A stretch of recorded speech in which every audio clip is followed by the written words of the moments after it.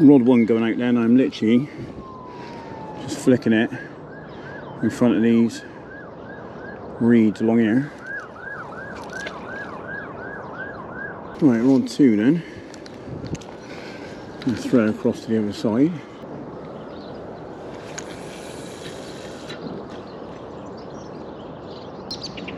There's already a boat coming. Dipping the rod for the boat.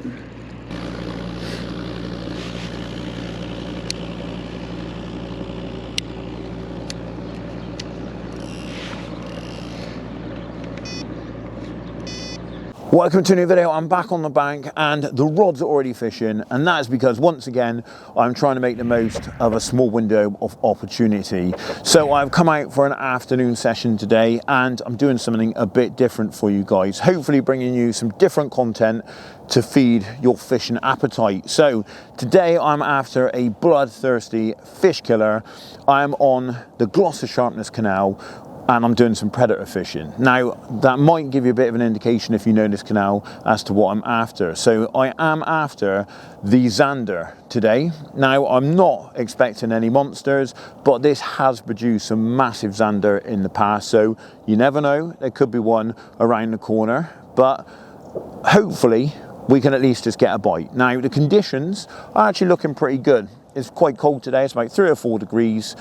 We did have a frost this morning, but it's warmed up a little bit through the day. We've got this misty sort of haze going on at the moment, but because of that it's very dull and very moody, and I always find predator fishing, especially Zander, the duller and moodier the day, the more productive the fishing is. And I think it's because they're quite a nocturnal fish, and the duller the conditions, the more likely they are to actually feed in the daylight hours. So hopefully we've got a chance of one today. There might be the odd pike along the way as well, and you never know, there could even be the odd perch with the tactics I'm using. But yeah, we're going to rove around, fish mobile, drop in a few areas, and hopefully find some fish and get ourselves a bite or two. Now, we can't guarantee it, but we're going to give it a good go. I've only got about 3 or 4 hours fishing, so we'll make the most of it and hopefully it comes good. So the rods are fishing, it's time to get the kettle out, it's time for a coffee. So let's get the kettle on and have ourselves a drink.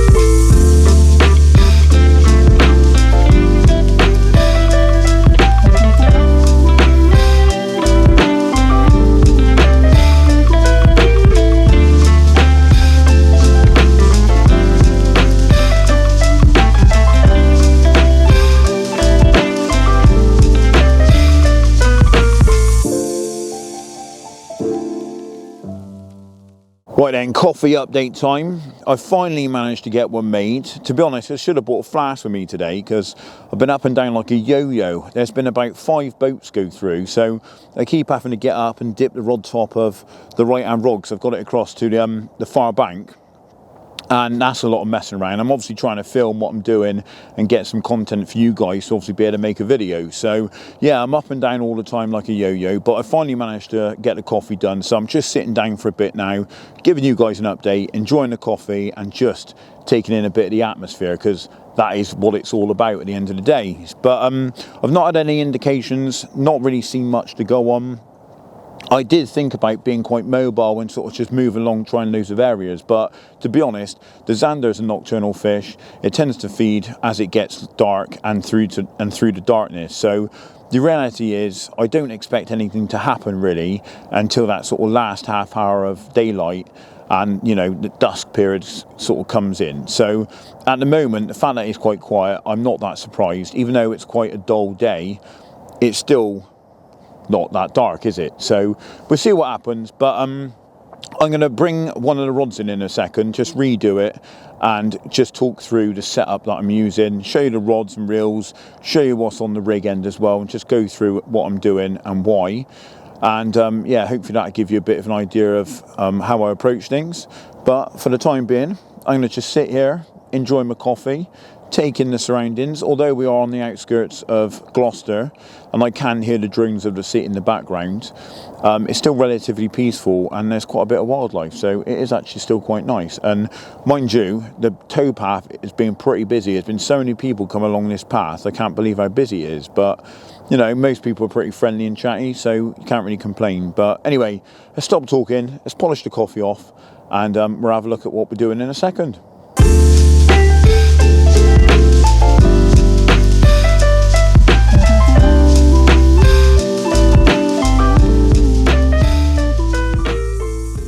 Well, I just thought I'd redo one of the rods, and before I chuck it back out again, I thought I'd show you the kit, because we're all interested in what sort of kit we use and the setup on the end. So the kit today is one of the ProLogic C-Series compact rods. So these are retractable, so the butt section can slide back into the handle, so the pack down length is really small, which makes it really handy for compact and mobile fishing. These are actually only 8 foot and they're 2.25 pound test curve. Now, I like to use a lighter rod when I'm fishing for Zander as opposed to when I'm fishing for pike. I like it to be really heavy. And the reason for that is Zander obviously don't get as big and they're very, very sensitive to any resistance. And I find using a lighter rod and a lighter setup, there's less resistance. So that's why I'm using these today. Now, they've got enough backbone that if I do hook a pike or anything, I've got enough power there to be able to keep them under control and get them into the net. And I have also got a big net with me today, just in case I do catch any decent pike. I'm not going to obviously mess around trying to bundle them into a small net. Now, the reel is a 3000 bait runner. This is a ProLogic Avenger. Nice sensitive drag on them. Nice little sensitive bait runner. It's actually really, really smooth. So it's a nice little reel and it's actually really cheap as well. So can't really go wrong with that. And I've got 15 pound main line on there. I still use a heavy main line, nice and strong, because if I do hook any pike, I obviously don't want to leave them with any gear attached to them if I get broken up or smashed off. So always use as strong gear as you can. Now, normally I would use braid because it's more sensitive, but I didn't have any spooled up to go. So I've just gone with a 15 pound mono. And on the rig end, it is really simple. So it's essentially like what I would use for ledgering for my pike, but it's just fined down a little bit. So I've got a running rig set up there, as you can see. I've got a 1.5 ounce lead. I'm only dropping these in close, so I don't need loads of weight. And I've got a little snap link, just to be able to quick change the trace if I need to. Also, if you catch a fish, you can actually unclip it really quickly and just leave the trace attached to the fish and then get the rod and all the gear out of the way so you don't go breaking any carbon. But yeah, that just sits on there like that. The swivels I always attach to my actual trace, so I've still got that movement there with the swivel. And then my trace is like 18 inches to 2 foot long. This is actually 28 pound, which is quite heavy, but in case I get any pike, I don't want to go getting bitten through by them. And then I've literally just got a single size 4 wide gape on there, and on this one I've got a half lip hooked roach deadbait. So I've basically got the head on this one and the tail on the other rod, and that is literally all I'm using. The hook is barbless as well, obviously to make it easier to unhook the fish, and that is it. Really, really simple and really effective. Anyway, let's get this back out there because it ain't going to catch anything in my hands chatting to the camera. So we'll just flick it back down this bank. Just a little underarm down against these reeds. There's some lovely reeds along here. This bank is actually really sort of plain and barren, most of it along this stretch. The far side's got some nice cover, but actually along here is one of the only areas where there's some reeds. So I thought it looks quite nice. So yeah, I've just lowered it in here. I'm gonna put it back out for another sort of 20 minutes or so. See if anything happens.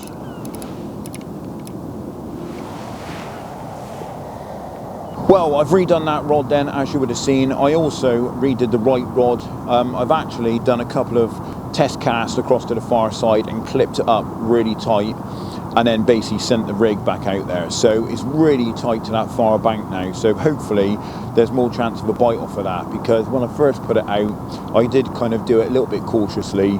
But now I've been sat here for a while, I kind of think I really need to get it right under that bank, because I imagine that's where the fish are going to be, under the cover. And maybe as that light changes, they'll come out or they might switch on. But yeah, it just seems that, in my opinion, the closer I am, the more chance I might have. So we'll see if it produces the goods. But anyway, there's a guy fishing just down the bank on the pole, and I've been watching him, and he has been getting a few fish, but not loads. So don't know if that's a good or a bad thing, but it'd be nice to see him absolutely filling his boots with silvers, and might indicate there might be a few around. If he's shot off, to be fair, I'd probably consider just dropping in where he's been, because there's a chance there might be some fish about where he's obviously been feeding a swim up. But he is still giving it a go at the moment, so I'll leave him to it. But hopefully we end up with something. I can't stop looking up there, seeing what he's doing. Yeah, hopefully it comes good and we end up with something. But I think it's not going to be until it gets dark, really. Oh. Had a bit of a knock then. Yeah, it's not going to be. Oh, hello. Yep.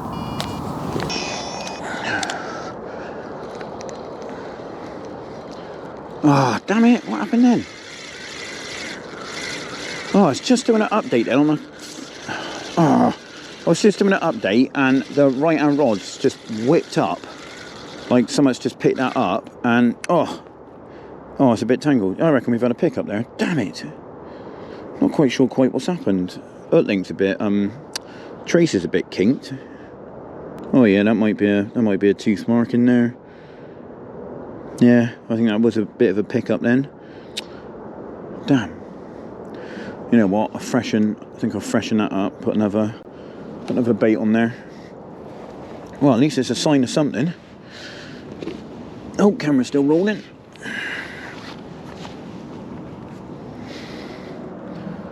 Well, that was exciting for a second. Unfortunately, that didn't actually result in a fish. Someone definitely picked that up. The roach had a couple of teeth marks in it, which, looking at it, it only looked like sort of two teeth marks, which did kind of look like the front fangs of a Zander. So hopefully there's a few about. That is a good sign. But yeah, got the heart racing. And yeah, it was nice to obviously have some sort of indication, because it's been a bit quiet so far. But that's definitely given me the confidence to sort of stay put for the time being anyway. Obviously, I'm going to fish into dark, like I've said. So the light is starting to go now, and I've had some sort of indication. So that's a great sign that there could be a few about, and that we might have a chance of another one. So anyway, that rod is back out. I've just clipped it up, got it really, really in there. So it's really tight into that far bank now. I've not had any indication actually on the left rod, so I might have to put that one across to the far bank if it remains quiet. But I still think there's going to be Zander on the near side, so I'm going to leave it for the time being, and you never know, it might go rattling off. But yeah, nice to have had some sort of interest, so let's hope it goes rattling again.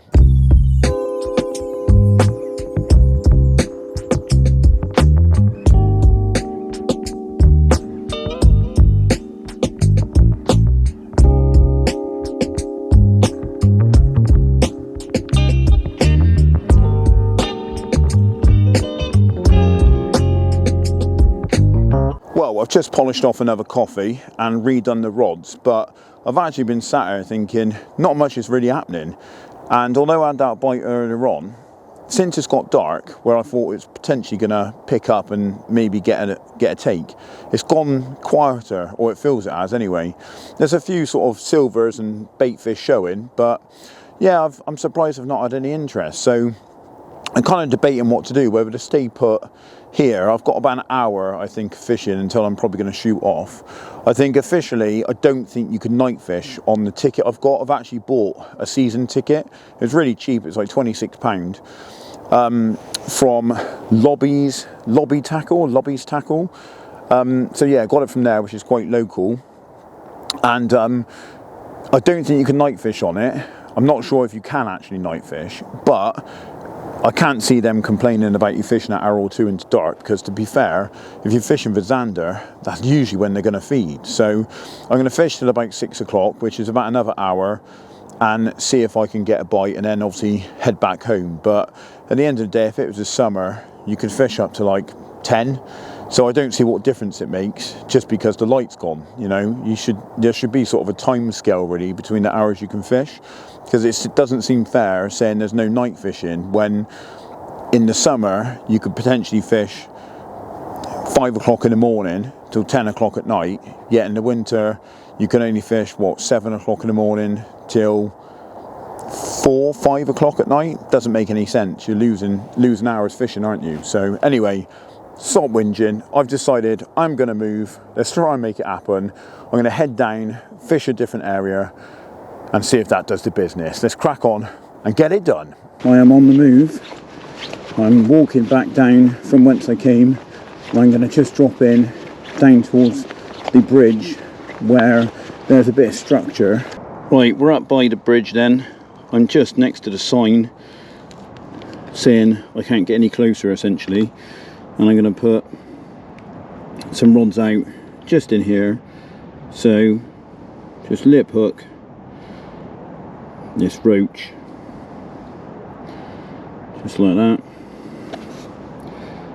and goes a little bait flag to hold it on. Got a load of structure there, so I'm going to literally just drop it in here. Hopefully that does the business.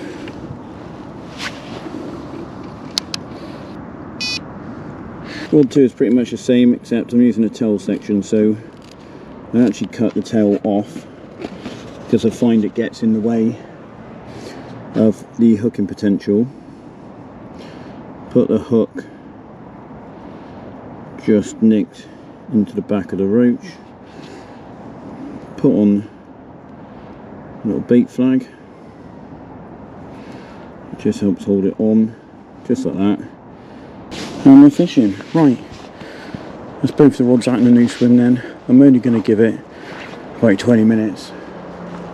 Right, well, I'm set up just down from the bridge, and I've actually just dropped a rod along by the bridge by some of the structure. Now there's a sign that says you can't fish 50 metres, you've got to be at least 50 metres away from the bridge. So I basically just got in the other side of that sign, so I know I'm not going to be sort of too close to it. But I have walked the rods along, or one of them anyway, and dropped it in by the structure because it just looks so good along there. It's a nice bit of structure, somewhere for the fish to hide, use as obviously an ambush point for any sort of silvers and roach and prey that come through. So it looks like a good area. But yeah, the rods are out. I have actually had a couple of indications on the right rod already, and that's actually along this near side bank, along by a lovely set of reeds. It'd be nice if I could actually show you, but unfortunately, obviously, it's too hard to do that in the dark. But it does look nice along here, and I'm hoping there's a chance of a bite. So I'm going to give it 20 minutes, I'm going to give it until 6 o'clock, and then I am going to reel the rods in. So fingers crossed, this last swim produces the goods and we can put a Zander in the video. But if we don't, we just have to come back and have another go. But yeah, we'll see how we get on. Let's hope it happens.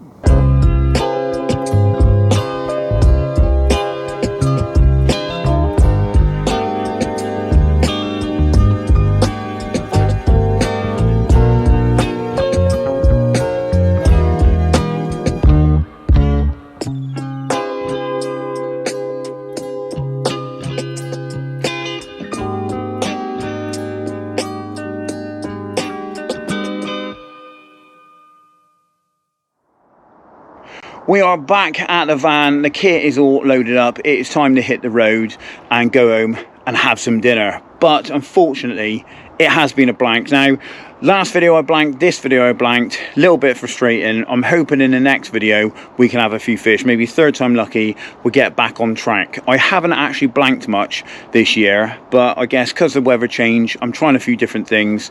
It's inevitable that I'm going to blank a few times, but you know, it was worth coming out and having a go. We obviously had a bite. Unfortunately, it just didn't materialize into an actual fish, so at least I got it half right. So I think it's probably a small Zander that just wasn't very confident in taking the bait. But anyway, it's been enjoyable, it's different. Hopefully you guys have enjoyed it, and it just means that I've got to go out again to get one in the video for you. So anyway, hopefully you've enjoyed it. If you have, give it a thumbs up, smash that like button, show the channel some love, subscribe if you're not already, and I will be back on the bank again on Tuesday with another carp video, hopefully with some fishing. So until then, get on the bank, enjoy yourself, be lucky, and remember, it's fishing. It's 50% catching, but it's also 50% getting outdoors, enjoying yourself, just having some time. So remember that if you go out and blank, just take a good thing from the fact that you haven't been at work or doing something else. You've been fishing. Anyway, I'm babbling. See you in the next video. Why are all the cars turning up now? I get the camera out and it's like, oh, go, go, go, go, go, lads, go, go, go, go. He's trying to do an update. Quick, go, go, go. He's trying to finish the video.